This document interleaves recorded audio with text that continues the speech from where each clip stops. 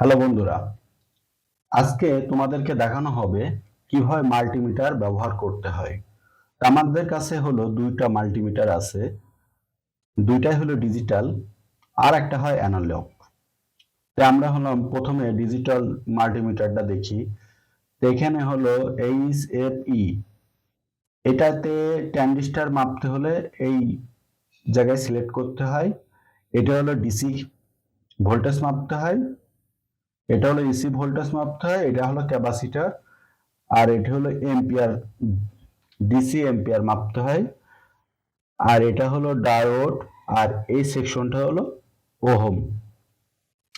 এটাও same AC, এটা হলো ক্যাপাসিটর, ট্রানজিস্টর, তারপরে ডায়োড, রেজিস্টর আর ডিসি কারেন্ট। তো আমরা হলাম এই মিটারও যা এই মিটারও তা, আমরা যে কোনো একটা দেখালেই হচ্ছে। তো আমরা বড় মিটারটাই দেখাবো, বড়টা ভালো বোঝা যাবে। আমরা ছোট মিটারটা সাইড করে দিই।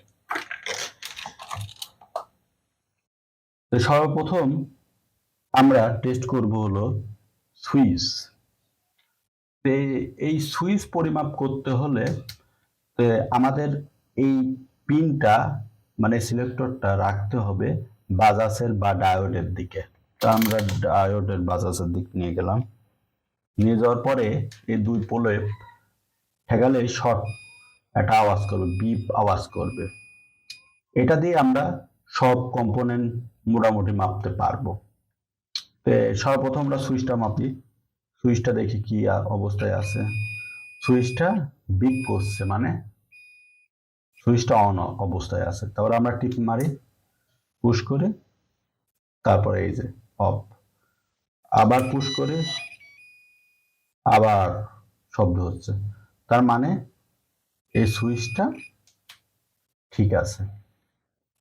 তা আমরা একটা সুইচ পরিমাপ করলাম। এটা হলো একটি পুশ সুইচ। পুশ সুইচের টার্মিনাল হলো 6টি, মাঝেরটা কমন, তারপর একটা হলো এনও, আর এই পাশেটা হলো এনসি। তা আমরা হলাম মাঝে কমন দিয়ে পরিমাপ করি। এই যে সুইচটা অন আছে বলে বিপ করছে, এটা আবার অফ করে দিই, এই যে বিপ বন্ধ হয়ে গেছে। তা আপনারা এভাবেই করে সুইচ আবার দিলাম, বিপ করছে। আমরা এভাবে সুইচ পরীক্ষা করতে পারি। তো আমরা সুইচটা শেষ হলো, আমরা এবার ফিউজ কিভাবে পরিমাপ করে। ফিউজও সেম, ফিউজের দুই মাথায় ধরলে বিপ করবে, আর ফিউজটা যদি কাটা হয় তাহলে এটা বিপ করবে না। এটা 13 এম্পিয়ারের ফিউজ ছিল। তারপর আমরা একটা স্বচ্ছ ফিউজ দেখি, এর মাঝে তারটা আছেই, এই যে বিপ করছে, মানে ঠিক আছে, এটা ফিউজটাও চেক হয়ে গেল। তো আমরা এটাতে কিন্তু লাইটও পরিমাপ করতে পারি, এলইডি লাইট পরিমাপ করতে পারি। লাইট পরিমাপ করতে গেলে এই যে লাইটটি জ্বলছে, আমরা একটা লাইটও দেখতে পারি লাইটটা ঠিক আছে নাকি। এই যে নীল কালার, আমার অতটা বোঝা যাচ্ছে না, কারণ আমার এখানে লাইটের পরিমাণটা অনেক বেশি, তো এই জন্য বোঝা যাচ্ছে না। এবারে আমরা ডায়োড পরিমাপ করি। ডায়োডের এই পাশে ধরলে ভ্যালু শো করছে, আর এক পাশে ধরলে ভ্যালু শো করবে না। আর যদি এই পাশে ধরলেও যদি ভ্যালু শো করতো, তার মানে ডায়োডটা নষ্ট। দেখো ভ্যালুটা শো করছে, এই যে শো করছে, এদিকে শো করছে না, এই যে শো করছে না, এবার শো করছে।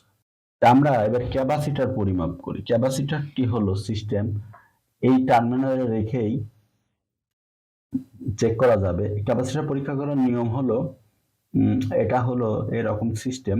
এই ক্যাপাসিটরটি একটি কারেন্ট ধরে রাখে। আমরা যখনই এটার মাধ্যমে মিটারটা ধরবো, সেখানে ও ডিসচার্জ হয়ে যাবে, আবার ঘুরায় ধরলে আবার ডিসচার্জ হবে। তার মানে সংখ্যাটি আপ ডাউন করবে। দেখুন কিভাবে আপ ডাউন করে, এই যে 0 হয়ে গেল, আবার ঘুরায় ধরি, এই যে আবার 0 হয়ে গেল, আবার ঘুরায় ধরি, আবার 0 হয়ে গেল। তার মানে এই ক্যাপাসিটরটা ভালো আছে। এভাবে ক্যাপাসিটরটা টেস্টিং করা যায়।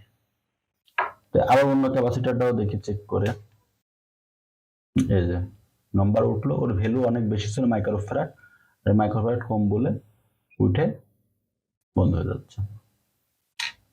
আর যদি আমরা এই ধরনের ক্যাপাসিটর ব্যবহার করি, যেটা হলো পিএফ, এটাও একটা ক্যাপাসিটর, খুব কম মানের, এটা সাধারণত শো করবে না। এটা যদি শর্ট হয়ে যায় তাহলে এটি নষ্ট। এই দেখুন শর্ট নাই, কিন্তু কোনো সংখ্যায় উঠছে না। তা আমরা এবার ট্রানজিস্টর পরিমাপ করি। আমরা হলাম এই ট্রানজিস্টরটা পরিমাপ করি। ট্রানজিস্টরটা কিভাবে টেস্ট করে দেখান। ট্রানজিস্টরটা ধরলাম, কোনো ভ্যালু নাই, এবার ঘুরায় ধরি, এবার ভ্যালু দেখাবে, এবার ঘুরায় ধরি, ভ্যালু দেখাচ্ছে। আর যদি ভ্যালু যদি না সবটাই যদি দেখাতো, তার মানে নষ্ট। এই ট্রানজিস্টরটা এভাবে টেস্ট করতে হয়। আর একটা পদ্ধতি আছে, আমরা সাধারণত এইভাবে টেস্ট করলে সঠিকভাবে বোঝা যাবে। এটা ধরলে ভ্যালু শো করছে, অন্যটায় ধরলে ভ্যালু শো করবে না। আর যদি দেখা যায় একই ডিরেকশনে 2-3 জায়গায় ধরলে ভ্যালু শো করছে, তাহলে ট্রানজিস্টরটা নষ্ট। আমরা এটা মসফেট মাপি, মসফেট এই শো করছে মসফেট, মসফেট একটি আউটপুট দেয়, এই শো করছে। আর যদি অন্যটায় ভ্যালু উঠতো তাহলে মসফেটটি নষ্ট। দেখছেন মসফেটটাও চেক করা হয়ে গেল। আমরা এবার ভেরিয়েবল রেজিস্টরটা চেক করি। ভেরিয়েবল রেজিস্টরটা ধরলাম, এটা হলো রেজিস্টরটি হলো 100K। আমরা রেজিস্টরের 100K দিলে, এখানে দিলে শো করবে না। তো আমরা হলো 100K মানে 200K এর ভিতরে, মানে যা হবে তার নিচে দিলেই হবে। দিলে এই যে ভ্যালু শো করছে, এই রাস্তাতে ঘোরালে ভ্যালুর মান পরিবর্তন হচ্ছে। এটা হলো ভেরিয়েবল রেজিস্টরের ক্ষেত্রে এইরকম করে পরিমাপ করা যায়। আর ফিক্সড রেজিস্টর হলো, এটা হলো যেমন ফিক্সড রেজিস্টর। এই ফিক্সড রেজিস্টর পরিমাপ করতে হলে একটু সমস্যা আছে। আপনার হলো এই কালার কোডের মাধ্যমে আগে মান জানতে হবে, তারপরে গায়ে এটা হলো এই মিটারে শো করবে, নাহলে অতটা ভালোভাবে বোঝা যাবে না। যেমন আছে এটা হলো 0.9 মানে 900 ওহম। তো এই রেজিস্টরের মান হলো বাদামি, কালো, লাল, সোনালী, 4 কালারের কালার কোড। তো এটা হলো বাদামি, মানে এটা হলো 1 কিলো ওহমের রেজিস্টর। তা আমরা এটা 1 কিলো ওহমের রেজিস্টর মাপতে হলে 2 কেটে দিলেই সুন্দরভাবে বোঝা যাবে যে 973 ওহম আছে। তা আমরা একটা আমাদের চ্যানেলে একটা ভিডিও আছে কিভাবে রেজিস্টারের কালার কোড নির্ণয় করে। আপনারা যদি ভালোভাবে যদি বুঝতে চান তাহলে ওই ভিডিওটা দেখতে পারেন। ওই ভিডিওটা দেখলে আপনি বুঝতে পারবেন কিভাবে রেজিস্টারের কালার কোড নির্ণয় করে। আর এটি হলো কালার কোড নির্ণয় করে 3টা 4টা 5টা কালার কোডের ব্যান্ডের কালার কোড নির্ণয় করে। তো এটার হলো লাল লাল, হলুদ, সোনালী। এর অর্থ হলো এটা হলো 220 ওহম। তাহলে আমার 220 ওহম হলে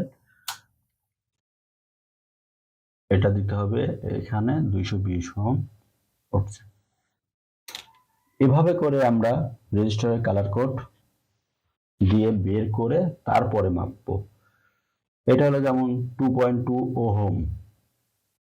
তো এটা যদি আমরা দিই তাহলে কিন্তু বোঝা যাবে না, এটা 200 ওহমে দিতে হবে, তাহলে খুব সুন্দরভাবে বোঝা যাবে। এই যে ঠিক আছে। আর রেজিস্টার পরিমাপ করার নিয়ম হলো একটি ধরবেন আর একটিতে হাত দিবেন না, তাহলে খুব সুন্দরভাবে শো করবে, কারণ আপনার হাতের রেজিস্ট্রেশনও শো করবে। তো আপনি এইটা দিয়ে আপনি যে কোনো জিনিস পরিমাপ করতে পারবেন এই মিটার দিয়ে। তা আপনি মিটারে যদি কোনো জায়গায় বুঝতে যদি সমস্যা হয় তাহলে আমাদের কমেন্টের মাধ্যমে জানাবেন, তাহলে আমরা পরবর্তী ওই ধরনের সমস্যা নিয়ে আমরা আলোচনা করব। আমার ভিডিওটা দেখে যদি আপনি একটু উপকৃত মানে একটু উপকার হয় তাহলে আমার চ্যানেলটা সাবস্ক্রাইব করবেন আর শুধু আপনারা দেখে চলে গেলে হবে না, সাবস্ক্রাইব না করলে তে আমরা তো ভিডিও বানানোর হারিয়ে ফেলবো। আপনারা সাবস্ক্রাইব করলে সেই আনন্দতে আমরা আরো ভিডিও বানাবো, নিত্য প্রয়োজনীয় প্রজেক্ট বানাবো। তা আপনারা যদি সুন্দরভাবে ভিডিও লাইক কমেন্ট শেয়ার করেন তাহলে আমরা ভিডিও আরো বেশি বেশি করে বানাবো। আর আপনারা যদি না করেন তাহলে তো আমরা ভিডিও বানানোর আনন্দটা হারিয়ে ফেলবো। তা আশা করি সবাই ভালো থাকবেন।